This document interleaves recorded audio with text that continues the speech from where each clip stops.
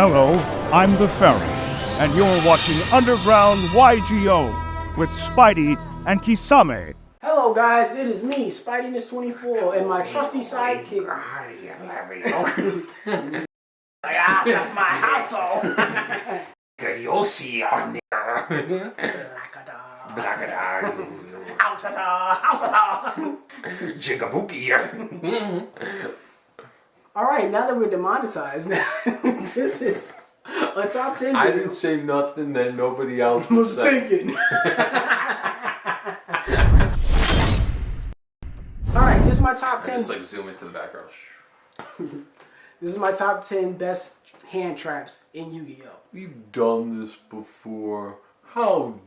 I never did this video. I didn't do well. Well, that's because you said the wrong cards. Looking forward to that. You did the wrong ones. I think you did hand cards, like hand traps you thought were good. Hand cards? Hand cards, bro? You did the best hand jobs that you think. You already know. They like the video, comment down below your top 10. Number 10, Honest. Okay. I think Honest is on the list. That's so situational. To It is, but I think that most hand traps are conventional in terms of interacting with the main phase one. Most hand traps don't really interact during the battle phase.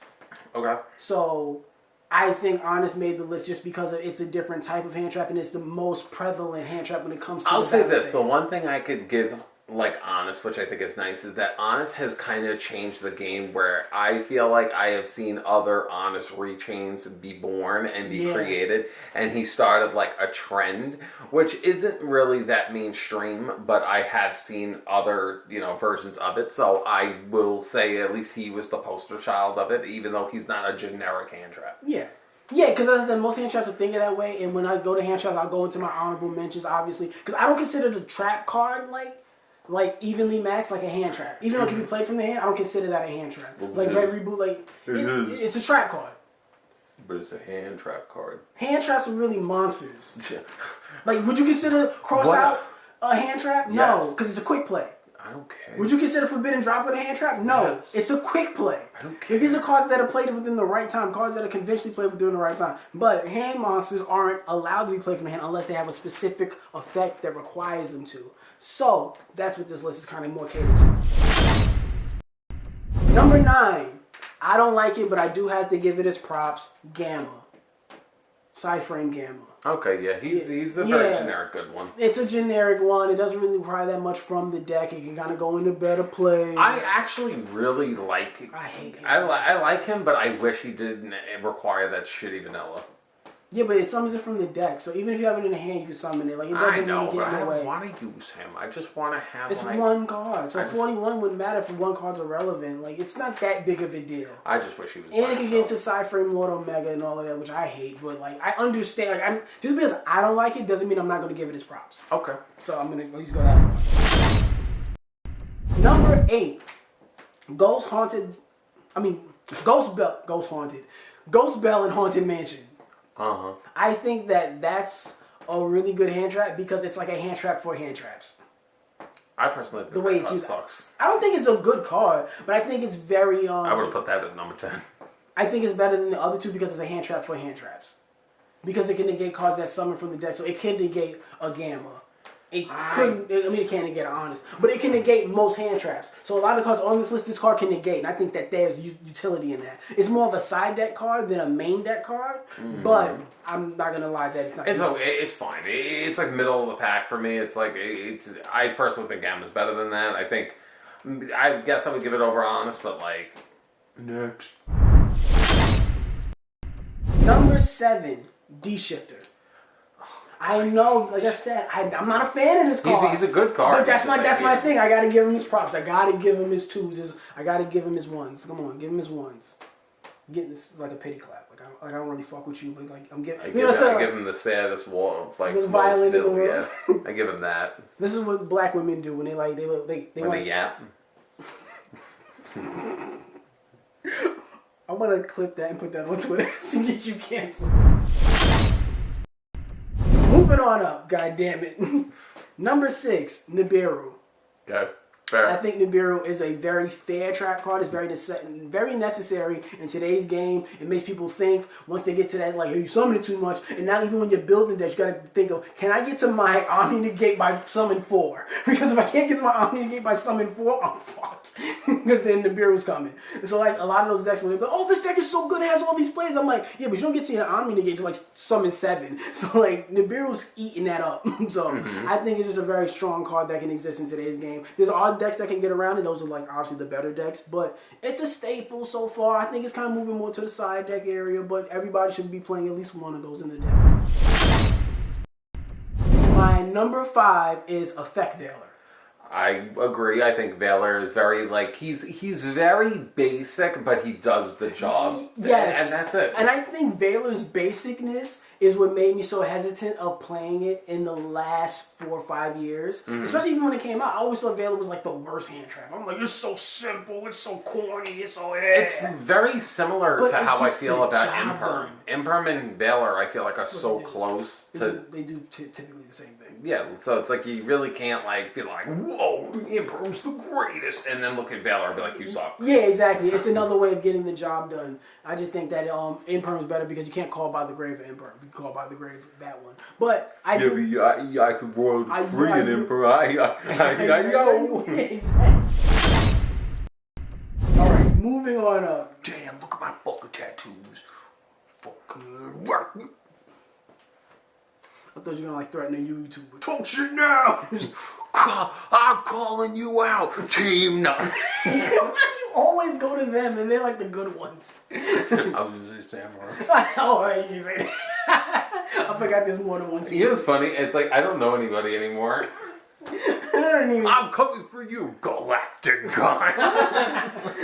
You hear that, you Yu-Gi-Oh channel? You know, he went viral recently. It's about his wife. She died? No, she left him because of Yu-Gi-Oh.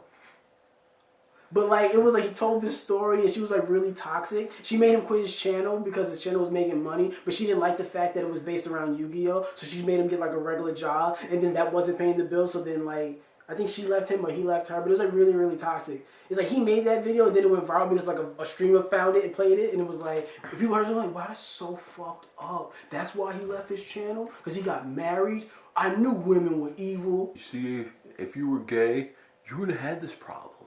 And you would be living it up. Now, there's some people Like me. Look at my life. Look at my life. Look at what good gayness gets you. If let's just say I was born a hetero like him, I would be alone, getting bitten by people. It's just so... You're just like I'm Blade. I don't want that life. I don't want to have dreads and... You done? Yeah. Can I finish my video now? Yeah. Alright, good. Edit that out. It's real evil. No one dreads. Number 4, Droll and Lockbird. I love that card. I'm not a fan. I play it in some decks, but I'm just like, I'm so reluctant. That's one of my... You know what it is with me, especially about me being a little bit of an out of loop Yu-Gi-Oh player every so often, because it's like I have my moments. Like right now, it's like I'm in the process of a move. I dealt with a lot going on. Like I've been backed up with the channel, obviously. So it's like for me, it's like how I am is like sometimes like a card like Droll and Lockbird really like if I'm like learning something new, like a new deck, and the new deck's like popping off, I'm like, all right, here's Droll. And if it stops, I'm like, okay, now you go to my turn. And I could do my old school combo that now makes you still feel young. Feel like a boy. I saw him in Satellite Night tonight, and I lost. What happened? This game sucks. Flip the table. Judge. I just think that I'm not really a fan of that card, but obviously with the rise of all these new Molchami cards, that's necessary now. You need to play at least one of those in a deck because they have the Molchamis where no matter where you're playing from, they're getting a draw. So just, alright, Droll and Lockbird, enough of that. Number 3, Ghost Ogre. Okay. I think that card is very underrated as a whole. It is a very underrated one, but I will say this: I have started to see it have more relevance in the last couple of months to years. You know why? Because now these decks are kind of putting their engines in continuous spell cards and field spell cards. I was So literally because going to of be like, that- the reason why I think they're doing it is because I think people can't get enough hand traps that they'll literally be like, it pops it at least, come on in. Like, you know, it's basically like, that's how it is. Like, I mean, well, decks are now more hand traps than regular traps. exactly. Yeah. So I feel like, I don't know, the more the merrier, I feel like the people are getting with it. But no, I was just only going to add because of decks now, more prevalent decks, their engines are found in the continuous spell cards and the field spell cards. So using a Ghost Ogre can also interrupt their plays and really stop them in their tracks. Number 2, it's not really, but it is Infinite Burn. Because it's not really a hand trap because it is a trap card, but the fact that that was one of the first trap cards that said, no, you can play this from the hand, and that's where it's used mostly, I think that's why it deserves to be on there. And I just think that that's probably one of the best hand traps ever created, hands down. It's not the OG hand Where's trap. Max C at? Just because he's banned, he deserves an honorable mention. Even with that, I probably don't think it deserves to be on the list. Because I was like, it's too, it's just, no. It's degenerate. Bend over. Bet the little chummy cards aren't on your list either. No. Chummy cards are just so specific. And that's the reason why they're not on this list for me. Because one's like, oh, when you summon from the hand, you play, like, you gotta play all of them to feel like you did something. Okay. Because most times, you either have to activate it at the very beginning in the draw phase and hope your opponent has, like, because you really... number 1, I get it. It's Ash Blossom. But the reason why Ash Blossom is there because it stops really all those other cards. It can stop a Maxi. It can stop a...